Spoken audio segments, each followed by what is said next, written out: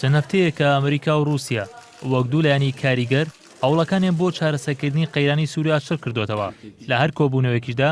جەخت دەکەنەوە کە لە ڕاگەیاندنی ڕێکەوتنێکی سیاسی لەبارەی ئەو قەیرانەوە نزیک بوونەتەوە.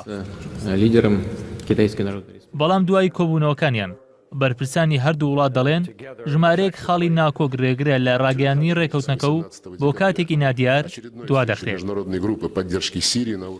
قەیرانی 5 ساڵەی سووریا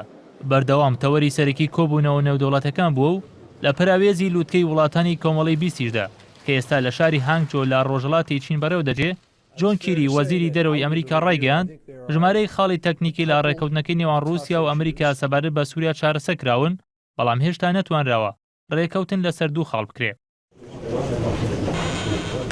لە بەرامبەریشدا سێرکی ڕیابکۆڤ جێگیری وەزیری دەرەوەی رووسیا ئاماژەی بۆ کرد لەگەڵ ئەمریکا لە ڕێکەوتن نزیک بوونەتەوە، بەڵام هونەری کاری دیبلۆماسی پێویستی بەکاتە وتیشی لە ئێستادا گفتوگۆ لە گرنگترین ڕێوشێنی شێوازی چەسپاندنی ئاگربەست دەکەن لە سووریا و گفتوگەکانیش بەردەوامن.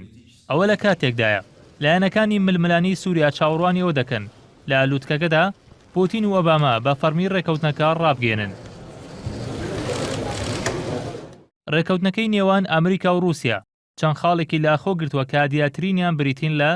ڕاگەیاندنی ئاگربەست، هەماهەنگی هەردوو لالێدانی داعش، گەیاندنی یارمەتی مرۆیی بۆ شاری حەڵەب، ڕێگرتن لە بۆردومانگرتنی ناوچەکانی ژێر دەسەڵاتی هێزەکانی ئۆپۆزیسیۆن لەلایەن فڕۆکەکانی سووریاوە لەگەڵکردنەوەی ڕێگا بۆ گەیاندنی کۆمەک بۆ ناوچەکانی باکووری شاری حەڵەب. باراک ئۆباما سەرۆکی ئەمریکا دەڵێت ئەگەر لەگەڵ رووسیا نەگەنە ڕێکەوتن، ئەوە ئەستەمە پێشبینی قۆناغی داهاتووی قەیرانی سووریا بکرێت.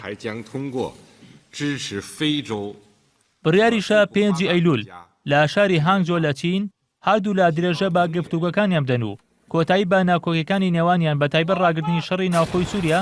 کە بەهۆیەوە زیاتر لە 250,000 کەس لە وڵاتەدا کوژراون و 11 ملیۆنی دیکەش ئاوارە بوون.